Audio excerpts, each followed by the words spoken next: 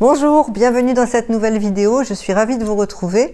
Alors aujourd'hui nous allons parler cocooning avec trois sujets, un sujet de déco, un sujet de cuisine et un sujet de beauté.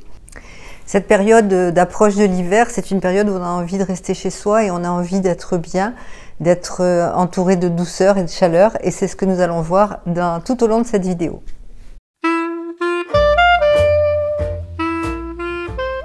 Si vous voulez vous inspirer pour des décorations un peu cocooning, moi je vous conseille vraiment d'aller faire un petit tour sur Pinterest. C'est un réseau qui est extraordinaire, vous pouvez trouver plein d'idées de décoration, et notamment des intérieurs scandinaves.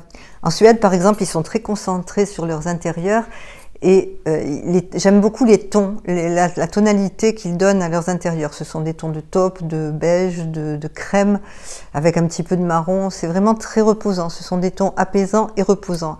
Et c'est ce qu'on cherche quand on parle de cocooning. Alors, pour parler de cocooning, le premier objet, l'indispensable, l'incontournable, c'est le plaid. Alors moi, j'ai trouvé le mien cette année chez Plaid Addict. C'est une boutique en ligne qui ne fait que des plaids. Alors le mien est en laine et cachemire, il a un côté grège et un côté taupe, donc bon, il s'harmonise très bien avec mon séjour, et surtout pourquoi je l'ai pris, parce qu'il est hyper chaud. Et ça c'est très important, parce que le but d'un plaid au départ c'est de vous tenir chaud, et ça vous permet éventuellement de faire des économies de chauffage, ce qui n'est pas négligeable. Si je peux vous conseiller dans l'acquisition d'un plaid, c'est de bien regarder la composition, parce qu'il faut vraiment qu'il soit chaud. Alors certes, c'est un objet de décoration à part entière, mais son but principal, c'est quand même de nous tenir chaud. Et puis c'est vraiment notre moment préféré, le soir, en se levant sur notre canapé, en regardant une série sur Netflix ou en lisant un bon bouquin. Le plaid, c'est l'élément indispensable. C'est pour ça que je l'ai mis en premier.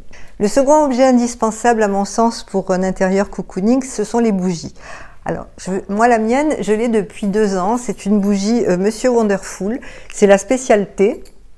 Voilà, je vous la montre, elle est très agréable parce qu'elle a une très bonne odeur.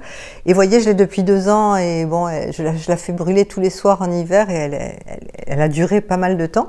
La bougie, c'est aussi un élément très reposant et ça permet, quand on regarde la flamme d'une bougie, c'est comme quand on regarde un feu de cheminée, ça nous calme, ça nous apaise. Donc je pense que ça fait vraiment partie d'un intérieur cocooning. Le dernier point pour une ambiance cocooning chaleureuse, ce sont les lumières. C'est très important, mais alors il faut faire attention quand on parle de lumière, il ne faut pas prendre des ampoules blanches qui sont trop agressives et puis c'est vraiment la lumière du jour. Il faut aller vers des ampoules chaudes qui seront beaucoup plus douces.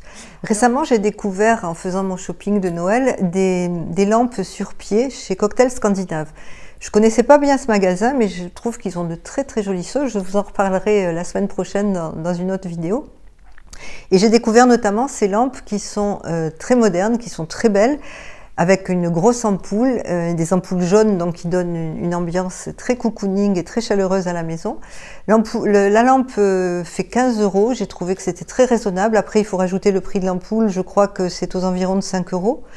Et vraiment c'est un très bel objet de décoration pour ce genre d'ambiance qu'on veut donner à son intérieur. Alors, pour les lumières, ce que vous pouvez faire aussi, c'est opter pour des guirlandes lumineuses. Notamment en Suède, ils le font énormément. Nous, on a l'habitude d'avoir des guirlandes lumineuses pendant les périodes de fête de Noël. Moi, j'ai choisi de déposer une guirlande lumineuse dans une Dame Jeanne. C'est une guirlande lumineuse que j'avais acquise il y a quelques années pour un Noël. Et là, je la garde toute l'année. Et le soir, j'aime beaucoup l'allumer et avoir cette couleur chaude dans ma maison. Alors le deuxième sujet que j'avais envie d'aborder pour cette vidéo cocooning, c'est la cuisine. Et je vais vous proposer 2 recettes. Une recette de soupe de patates douces qui est absolument délicieuse et qui est très originale, très simple à faire. Nous allons passer en cuisine, je vais vous montrer comment la faire. Et puis j'ai demandé à mon chéri de vous concocter sa recette de chocolat chaud. Alors mon chéri a un blog qui s'appelle Tentation Gourmande, c'est un pâtissier amateur mais très éclairé. Il va vous proposer sa recette de chocolat chaud qui est absolument régressive et absolument divine, mais je le laisse prendre la parole. Voilà, donc je vous présente mon chéri qui est un éminent pâtissier et qui a un site qui s'appelle Tentation Gourmande, donc vraiment je vous invite à aller voir. Donc il va nous préparer, nous concocter sa recette de chocolat chaud et régulièrement il interviendra sur la chaîne. Pas toutes les semaines parce qu'il n'aura pas le temps, et puis c'est pas vraiment une chaîne de cuisine, mais régulièrement il interviendra pour vous donner une petite recette sympathique. Et là, je lui laisse la parole pour son chocolat. Bonjour, donc je vais vous proposer un chocolat. Alors un chocolat chaud que je fais avec un bon chocolat que j'achète un petit peu dans les magasins spécialisés. Donc j'évite les chocolats type cacao en poudre ou chocolat en tablette qui sont très souvent de mauvaise qualité. Je vais vous proposer ce chocolat chaud et je vous donne rendez-vous tout de suite en cuisine pour la recette. Et vous allez vous régaler. Alors aujourd'hui je vous propose un chocolat chaud élaboré avec un très bon chocolat. Moi j'ai choisi la marque Cacao Barry, c'est un chocolat noir à 65% de cacao. Alors bien sûr si vous ne trouvez pas ce chocolat, quoique on le trouve assez facilement aujourd'hui dans des magasins spécialisés en ville, vous pouvez choisir un chocolat à tablette, mais évitez le chocolat, le cacao en poudre, c'est vraiment beaucoup moins bon. Alors pour ce faire j'aurai besoin de donc 125 g de chocolat, 20 centilitres de crème liquide et 40 centilitres de lait. Alors la première étape, c'est de faire chauffer la crème avec le lait.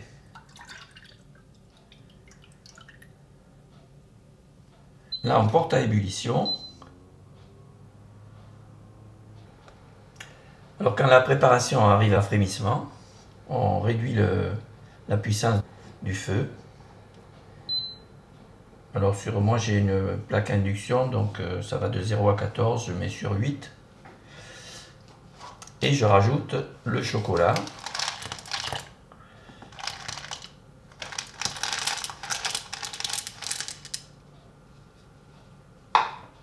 Et une petite cuillerée à café de cannelle. Alors ça, la quantité, ça dépend de ce que vous aimez. Si le parfum vous dérange, vous en mettez un peu moins ou pas du tout éventuellement. Voilà. On remue légèrement. Et on laisse fondre doucement, doucement le chocolat.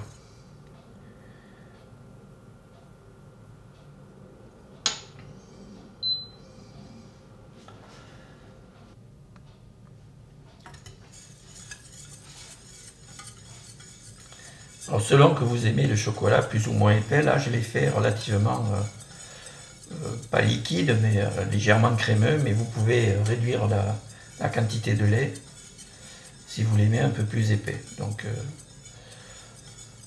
il y en a qui aiment jusqu'à ce que la petite cuillère tienne debout toute seule dans la tasse. Bon, évidemment c'est très agréable, mais bon, c'est quand même un peu riche.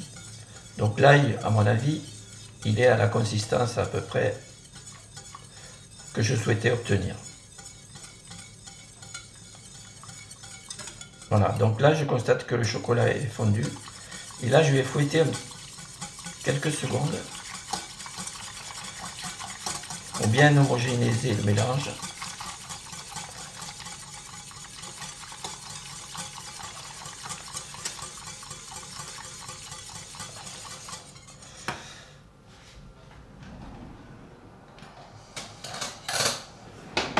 On peut même le goûter pour savoir si le... Voilà. Il est parfait. Alors évidemment c'est pas sucré, hein. Alors pour ceux qui l'aiment un peu sucré, vous pouvez rajouter un peu de sucre. Moi je l'aime nature parce que le chocolat est excellent.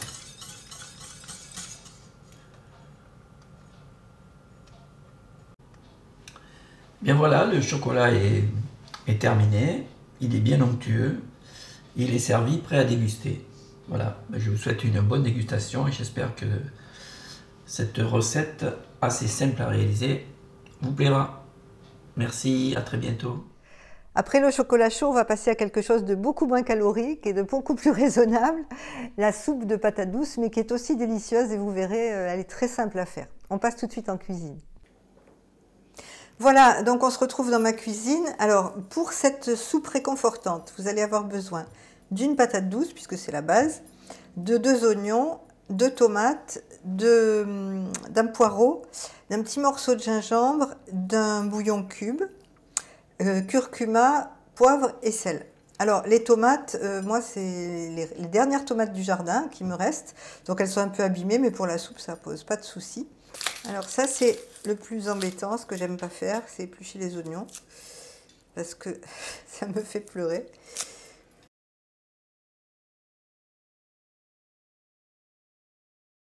Voilà, donc j'ai épluché tous mes légumes. Alors moi, je les fais assez grossièrement, notamment les oignons, parce que je vais le faire au Thermomix. Mais si vous n'avez pas de Thermomix, vous pouvez très bien faire cette soupe en la faisant dans un faitout et après la mixer au plongeur, c'est tout à fait possible. Alors, ce que je fais, je vais mettre un filet d'huile dans mon robot. Voilà, et je mets les oignons. Donc bien sûr, si vous ne le faites pas au Thermomix, vous faites rissoler vos oignons un petit peu avant, c'est quand même bien meilleur. Alors j'ai ajouté, mes oignons sont rissolés, j'ai ajouté les poireaux parce que je vais les faire rissoler aussi un petit peu. Une fois les oignons et les poireaux bien rissolés, je mets tous les légumes maintenant, donc je mets tout en vrac. Je poivre. Je sale, voilà. Et alors le curcuma, on ne le met pas tout de suite, on le met à la fin parce que quand il est cuit, c'est pas très bon.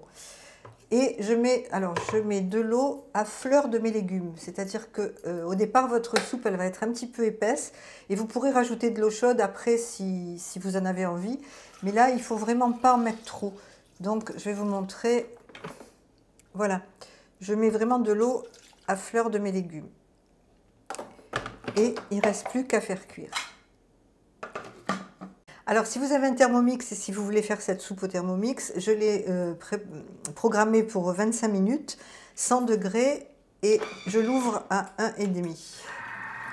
La soupe est terminée, donc maintenant je vais la mixer. Alors, je vous rappelle que je vous ai montré la recette au Thermomix, mais qu'on peut très bien la faire sans Thermomix. Et sur le blog, je vous mettrai les deux recettes, celle avec le Thermomix et celle sans Thermomix.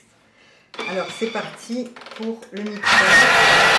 La soupe est terminée, donc je vais vous montrer ce que ça donne. Vous voyez la consistance qu'elle doit avoir. Et il ne reste plus qu'à la déguster. Voici la soupe. Donc la recette sera à télécharger. Je vous mets ça en PDF. Vous pouvez la télécharger sur le blog. Vous aurez un lien en barre d'infos. Le troisième sujet que je voulais aborder dans cette vidéo cocooning, ce sont les soins de peau et les soins pour le corps.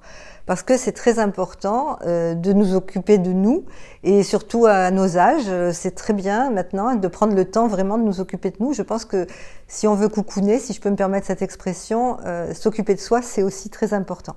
En cette période froide, on a tendance à avoir la peau très sèche, et autant la peau du corps que la peau du visage. Moi, pour le corps, j'ai opté pour la crème de chez Aven. C'est une crème, je vous la montre, qui est très agréable. Sa particularité, elle est très hydratante et surtout, elle ne laisse aucun film gras sur la peau. Elle n'a pas d'odeur et c'est très agréable quand on sort de la douche ou du bain de pouvoir s'enduire d'une crème sans après être toute grasse et avoir que ça colle sur les vêtements. Voilà, moi, c'est vraiment celle-ci que j'ai depuis plusieurs années et je vous la recommande, vraiment. Je reste fidèle à Aven pour des soins de peau et notamment le masque. Une fois par semaine, j'applique un masque. Alors, j'applique celui de chez Aven. Voilà, je vous le montre. C'est un masque hydratant et apaisant qui est également pour les peaux sensibles. Et récemment, j'ai discuté avec un des responsables de chez Aven qui m'a donné un conseil. Il m'a dit de poser le masque vers 18 h. Ça remplace ma routine quotidienne du soir. Et je garde ce masque toute la nuit. Et le matin, je me réveille avec une peau repulpée et toute douce. Nous arrivons au terme de cette vidéo, j'espère qu'elle vous aura plu. Donc traditionnellement, je vais vous demander de mettre un petit pouce en l'air si c'est le cas, parce que c'est très important. Et puis je vais vous demander de vous abonner. Alors d'une part, pour être tenu au courant des nouvelles vidéos que je vais publier une fois par semaine, et d'autre part parce que nous ne sommes pas très nombreuses sur YouTube à avoir plus de 50 ans, et c'est bien, je trouve, d'agrandir cette communauté de femmes de nos âges, et justement de pouvoir échanger toutes les semaines sur différents sujets. La semaine prochaine, je vais vous faire une vidéo haul décoration de Noël. Alors je vais vous amener avec moi dans les magasins et puis ensuite je vous montrerai ce que j'ai acheté, tant pour la maison que pour mon sapin. Ensuite, je vous proposerai une décoration de table de Noël. Alors traditionnellement, depuis 5 ans sur le blog, je propose ma table de Noël. Ce sont des articles qui sont bien appréciés. Je vous en avais proposé une l'année dernière en vidéo, donc vous pourrez la retrouver là. Cette année, elle devrait être un peu différente, mais je vous raconterai ça un peu plus tard. Et puis vous pouvez également me suivre sur Instagram où chaque jour je partage des posts, je vous fais des petites stories, je vous partage mon quotidien. Et il sera bien évidemment beaucoup question de Noël sur Instagram au mois de décembre. Je vous remercie de m'avoir suivi, je vous souhaite une très bonne semaine, je vous embrasse et je vous dis à très bientôt. Au revoir.